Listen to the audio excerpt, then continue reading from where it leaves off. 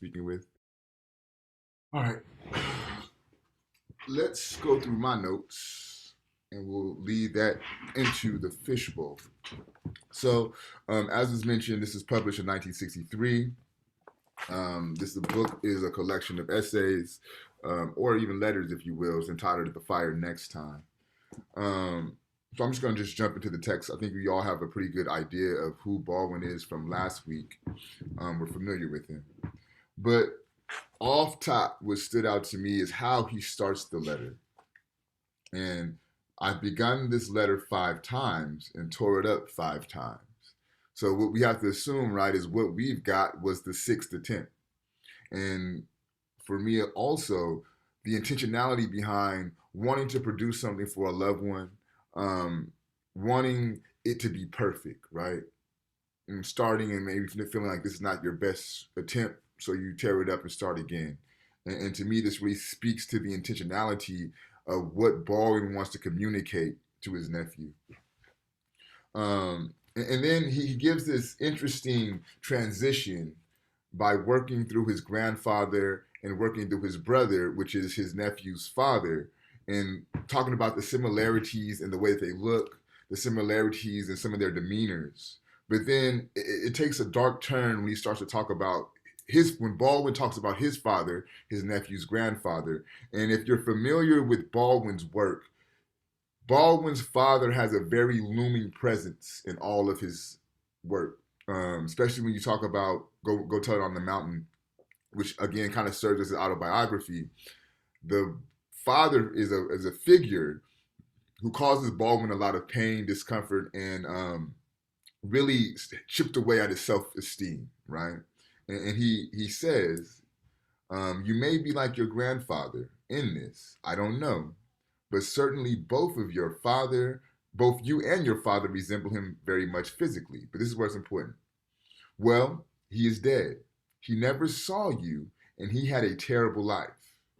He was defeated long before he died because, at the bottom of his heart, he really believed what white people said about him, right? And for Baldwin, this is the greatest pitfall that people of culture can fall into when dealing with this system of white inferiority, believing the stories that they tell about you to be true, right? And then he closes this paragraph with, you can only be destroyed by believing that you really are what the white world calls a nigger, right? So this is the information, this is the message, this is the folklore, the funds of knowledge that Baldwin is passing to his nephew to survive, right? Don't believe what they tell you. Once you buy into that concept of what they say about you, you've been destroyed. I've seen it happen to my father, right? And I see the difficulty that your father's going through trying to navigate this white world. And he says it, you know. I know what the world has done to my brother and how narrowly he has survived it. And I know, which is much worse, and this is the crime of which I accuse my country and my countrymen, for which neither I nor time nor history will ever forgive them. That they have destroyed and are destroying hundreds of thousands of lives and do not know it and do not want to know it. So that's the crime, right? The destruction of life. And then on top of that, they act like they don't know, or they act like they don't want to know that they're destroying lives. So this is what I'm charging my country with, right? Then he continues. But it is not permissible that the authors of devastation should be innocent. It is the innocence which constitutes the crime, right? So I'm not mad at y'all for what you did, right? I'm not mad about putting people through enslavement. I'm not mad about the system of segregation. I'm not mad about Jim Crow, et cetera, et cetera, et cetera. But what I am mad about is y'all acting like y'all didn't do this shit. Y'all acting like you're innocent, knowing very well what you're doing. This is the problem. The innocence constitutes the crime, right? Okay. And then to me, this is where where you start to see the work of love, right? And he talks about the angst that his family went through when they knew that the baby boy, his nephew James, was coming, and they knew the hard black world that he was being birthed into. But it was the love that sustained not only their family, but would eventually allow James himself, his nephew, to be sustained and carry on. And he says it's going to be love that's going to allow you to have your children's children survive, right? And he says, to be loved, baby, hard, at once and forever, to strengthen you against the loveless world. Remember that. I know how black it looks today for you. It looked bad that day too. Yes, we were trembling. We have not stopped trembling yet. But if we had not loved each other, none of us would have survived. And now you must survive because we love you. And for the sake of your children's and your children's children, right? So love is the is the remedy to kind of overcome these things, right? And he says, this innocent country, again, this innocence, right, sets you down in a ghetto in which, in fact, it intended that you should perish. Let me spell out precisely what I mean by that. For the heart of the matter is here, and the root of my dispute with my country. You were born where you were born, and faced the future that you faced because you were black and for no other reason. The limits of your ambition were thus expected to be set forever. You were born into a society which spelled out with brutal clarity and in as many ways as possible that you are a worthless human being. You are not expected to aspire to excellence. You're expected to make peace with your mediocrity, right? So again, these are the charges that Baldwin is bringing against America. He continues, the details of your life have been deliberately constructed to make you believe what white people say about you. So again, it's the buying into the narrative, right? And then I believe, I don't know if it was Gabriel, it may have been Ricardo, who talks about you must accept them. I believe it was Gabriel. You must accept them and accept them with love. For these innocent people have no other hope. They are in effect still trapped in a history they do not understand. And until they understand it, they cannot be released from it. So again, this love takes center stage. And as you would, if you were to continue reading the rest of the book, he continues with this concept of love. But remember last week I told you, don't think of the love as this romantic, making mixed babies, walking in the park holding hands type of love, right? The love that Baldwin is talking about does the work that the mirror does, where it shows you who you are, right? And this is why the history becomes an important element for Baldwin, because he says that this group of people are trapped in this history that they don't understand, right? And if we are to relate this claim to what's going on now, we could look at the battle or the fight to remove critical race theory from schools, right? Keeping them in the history in which they don't understand, right? And this desire to be innocent keeps them in a history that they don't understand. So to love them like the little brothers that they are, we have to show them, one, that they're fucking up, right? We have to make them aware of these things that they're trying to ignore and show them for who they really are. And then once they can come to terms with that, we can start talking about moving society forward. We can start talking about notions of integration, right? Because no one could argue that we are in an integrated society, right? But there's still major divisions, class divisions, racial divisions, all kind of divisions, right? So really, we have not got around this segregated mindset. And we won't get beyond it until the powers that be are able to understand that history that they seek to foreclose and ignore. And this is the claim that Baldwin, and the task that Baldwin is trying to get us all to pick up, right? Because again, it's not about only what this system of white inferiority is doing to black people, i.e., his father and his brother, right? And he's trying to warn his nephew against. But it's also about how the system of white inferiority is damaging white bodies as well, psychologically, spiritually, and physically. And this is again a core part of Baldwin's argument. So I'm gonna put my notes on hold. We'll transition into our fishbowl. Remember, you have 2 fishbowls per semester. You could talk about the notes. You could talk about the video we watched. You could talk about the reading or your breakout rooms. You have 1 time to pass. Jessica, you want to go? You want to volunteer? Yes. Okay, so we got you, Jessica. Give me 1 second, you guys. And I believe this is my second one. I don't know. Jessica, thank you, Jessica. So that's you're done for the semester. Anyone else want to volunteer? All right, so I'll call that random. If I call on you and you've already went twice, just let me know and you're good to go. Rocio, have you done 2 fishbowls already? And if not, are you prepared to fishbowl today? I've gone twice already. Well, thank you, Rocio. Alyssa, have you done 2 fishbowls? And if not, are you prepared to fishbowl today? Yeah, I've gone twice already. Thank you. Emily, have you done 2 fishbowls? And if not, are you prepared to fishbowl today? I've gone twice already. Samina, have you done 2 fishbowls? And if not, are you prepared to fishbowl today?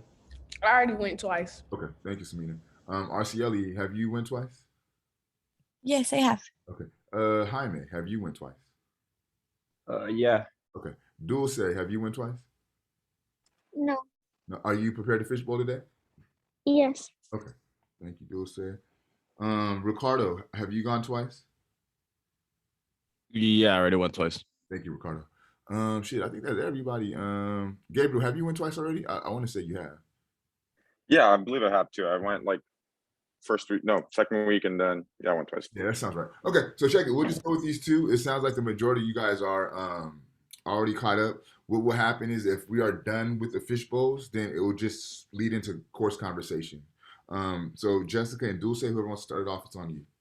I can go first or anything. Okay, I just want to start off saying I really do like the video that you put. I feel like it gives like a lot of perspective on why that's important for you and how it relates. So something that really stood out for me inside like the whole letter was when he says, for the sake of your children and your children's children. So just bringing it back to like the notion where you said like how the grandfather was like defeated from like what like the white man had said about him, and how, you know, basically that was like the only way that you can be destroyed, by believing in what like this, you know, Western civilization now like says about you and what they think about you. I kind of wanted to relate it to like now in like pop culture and society. Like, you know, we all know like Kanye West and how him as Black man and how outrageous he has been, and like what the media says about him and how they like deteriorate him and like every single chance that they basically get. And I was thinking about it when I was reading this letter, and I was like, it's kind of like a little bit like that, where, you know, he says like that quote where he says, it's for your children and your children's children. I think like an Off the Grid of Kanye West, he says, and this is for my kids' kids, for when my kids have kids.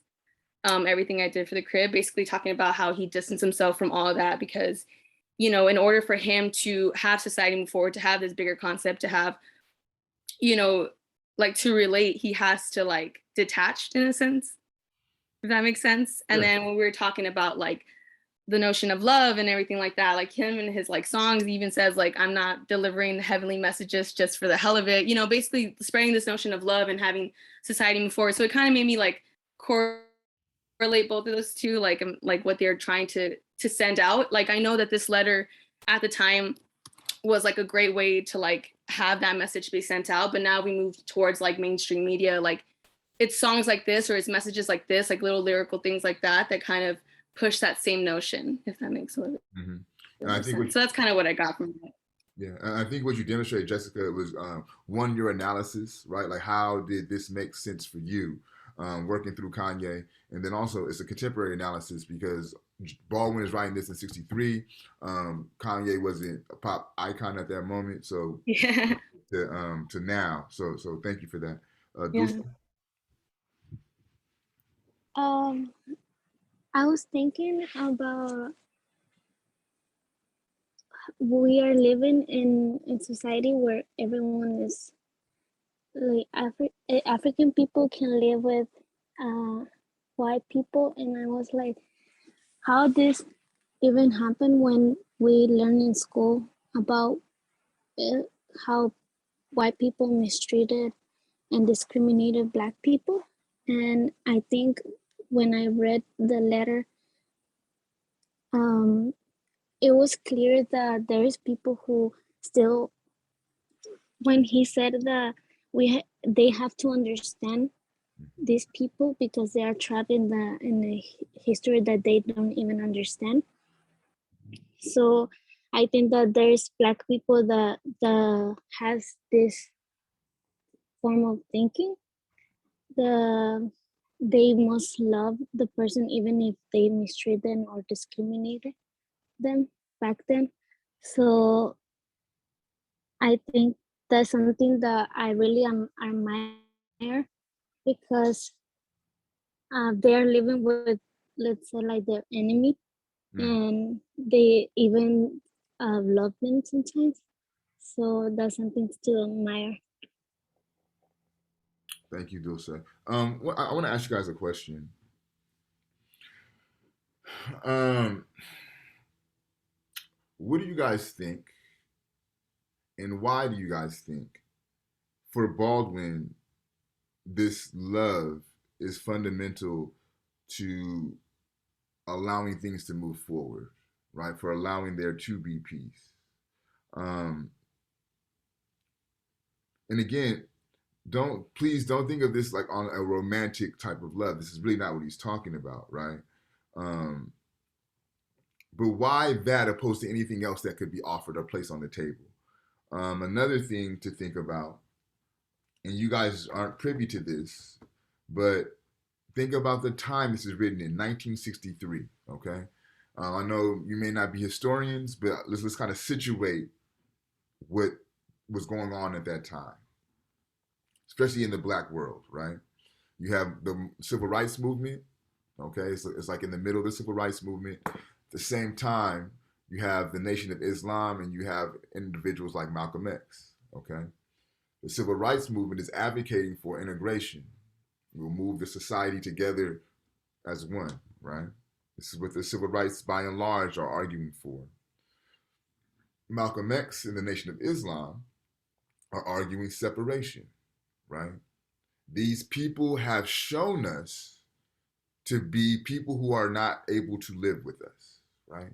History shows it, the present shows it, and the future will show us that we cannot live with these people. So we need to separate, do for ourselves, and build up what they call black nationalism, which we'll get into after our midterm. So just to kind of paint a picture to some of the thought that's going around at this time, right? Why does Baldwin situate itself on love? And I think, I know Jessica put something in the chat. Yeah. Could you elaborate on that a little bit more, Jessica? I was just thinking like the overall concept and maybe what you were saying, like with love comes respect and understanding. Like if we can understand and respect one another, then there shouldn't be issues. There shouldn't be this like reason of inequality. Do you know what I mean? Because respect and love more or less correlate with each other. They go a long way. I would like to say. I don't know. Yeah. Anyone else? Why love? Why not separation? Why not fight back? Right? Why not an eye for an eye? Why not just get away from them? Right? Go ahead, Gabriel. I think that you can't fight fire with fire, and that's the metaphor that's been used throughout time. But in order for there to be peace or there to be some sort of change, you need to be that change, right? And if you're gonna fight this nastiness with hatred and malice, you're not gonna get anywhere. You're gonna more or less end up in the same place where we started from. And if you really want something to change, you need to try something else. And I think that something else is being the bigger person, loving, being, and it's not the lovey-dove. When James Baldwin talks about love, I don't think about the relationship love. I think about like the familiar love, like, mean, from my experience, and I'm sure we all have this, we love everybody in our family. We don't necessarily agree with all of them, you know, but you still love them, and you want to hold that respect to them, and you want to hold the optimism that they will change. And I think that is kind of the only thing that allows for change. And I think to your point, Gabriel, when you and he says they're little brothers, right? So I'm the oldest of two younger brothers, right? And part of that being the oldest is when they fucking up, you gotta tell them like, y'all, you fucking up. You know what I mean? You're out of pocket just because not only for whoever you're being wrong towards, right? But more so for their well-being, because that's your little brother, right? So yeah, that individual may be doing things to other people that's wrong, and you don't want them to do that for the sake of the other people, but for your brother's sake, for him to be a good person, you need to tell them when he's wrong, right? And this is where love is the work that love is trying to do. Another thing I want to kind of unpack, right? And just because Gabriel says, not to respond with hatred or to have this eye for an eye type of mentality. Let me use this analogy. If you're on the playground and you have anybody been bullied, not like cyber bullied, but I mean like a real bully, like he's taking your lunch money type shit, like a real bully. So if you have, how did you overcome that situation, right? Because one can argue, and my experience can argue, I find with the bullies, when you punch them in the face, that bullying shit kind of stopped, right? Just from my experiences. So with that being said, where do you draw the line between violence and self-defense? What's the distinction? And where does self-defense come into play with Baldwin's articulation of a solution for this problem, which is being loved? Does that make sense? Go ahead, Gabriel. Mm-hmm. I haven't, I wasn't in middle school, everybody struggles, and I wasn't like super heavily bullied, but, it was the classic, like this kid, like a girl likes me and this other kid likes a girl, but this kid was like, he was like trying to be a boxer. So he was boxing since like the 5th grade. And then like I bump into him like on my way to like gym, and he starts like picking a fight with me because there's like, everybody's in the hallways. It's like, big dog time, whatever. And I was like, this is gonna beat me up. So like the immediate thing I thought to was like to make fun of him, and I knew he was a boxer, so I like hiked my shorts up super high and like gave him the show that he wanted, and like did the whole Popeye thing. And I chose not to fight him partially because I was scared, but also I didn't know what else to do. But I think in that moment, I made everybody laugh. He went from, oh shit, Gabe's about to get beat up to this kid is way too serious. Yeah. So I don't know. And I think what you just articulated is subversion, right? And if you think back to the stories of Zornell Hurston and the folklore that she tells, right? Think about the lion, the bear, and John, right? So what Gabriel just gave us is a perfect example of how to use your mind to outwit your enemy, right? So I think, and that is something that Black folks has used consistently, right? Like that subversion tactic has been at the fore of our survival tactics since we came in contact. And the reason why I'm kind of taking the conversation where I'm taking it is because I'm looking at what's going on in the 60s while Baldwin is writing this. I'm looking at what's going to transition from the late 60s into the early 70s, where you go from civil rights to Black power. And Black folks are like, you know what? I'm tired of this shit, right? We tried to turn the other cheek. Y'all killed Dr. King, right? All the nonviolent approaches that we took, you're still using violence to respond. And that fused and ran out. And a powder keg is going to start to erupt within the minds of the Black community, where they say, enough is enough, right? So I'm trying to mentally prepare you guys for what's to come, not only as we read through our semester, but at this temporal moment where James Baldwin is writing this, what's about to happen in the near future. And the book is entitled Fire Next Time, right? And let me leave you with why he titles this book The Fire Next Time. It's a biblical reference. So he says, if we do not now dare everything, the fulfillment of that prophecy recreated from the Bible and sung by a slave is upon us. God gave Noah the rainbow sign. No more water, the fire next time. So again, God gave Noah the rainbow sign. No more water, the fire next time. So what does that mean? And what is Baldwin warning us about? God gave Noah the rainbow sign. No more water, the fire next time. What do you think that means? Everybody has their limits. Yep.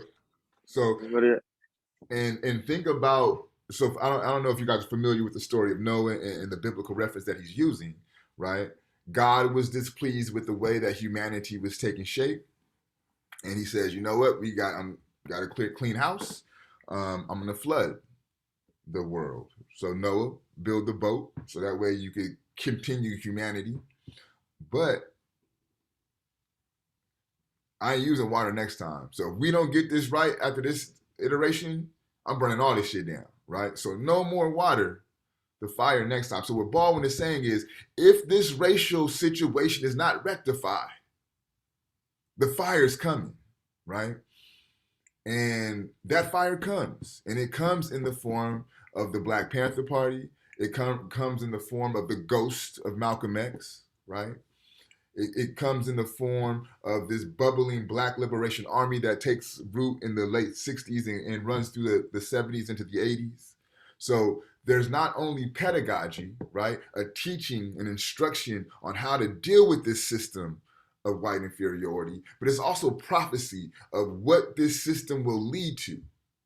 Because like Gabriel said, everybody got their limits.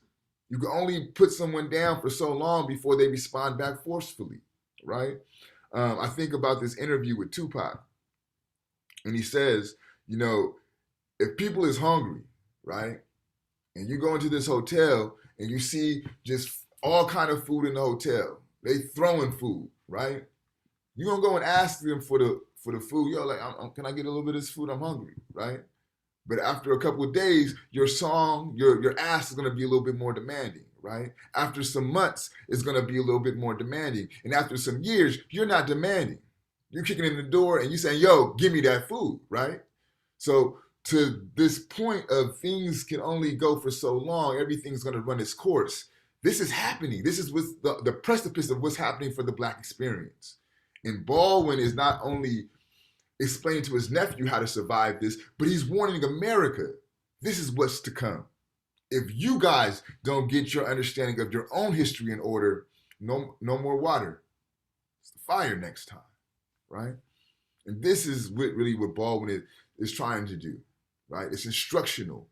And again, not only for Black folks, but more importantly for those who are in power who seek to oppress Black, brown, yellow folks, right?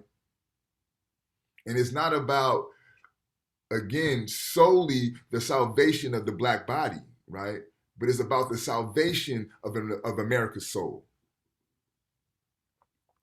Last few comments before we call it a day.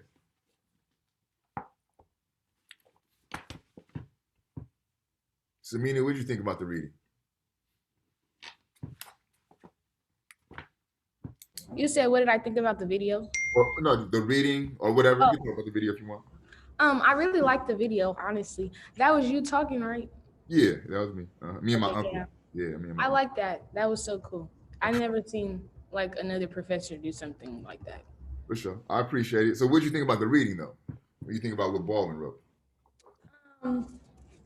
I think that Baldwin, let me see my notes. I think the reading to me, it kind of like, hold on, let me find it. Wherever it is.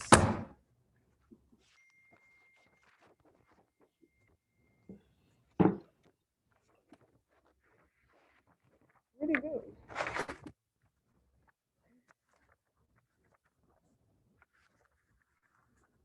No, I just feel like it stood out, like certain things that he said, it just like resonated with me.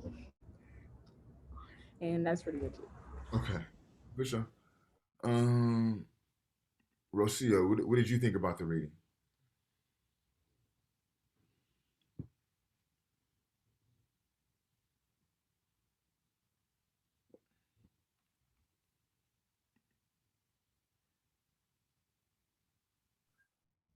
I can't go, and she Yeah, could go go after. ahead. Yeah, go ahead, honey.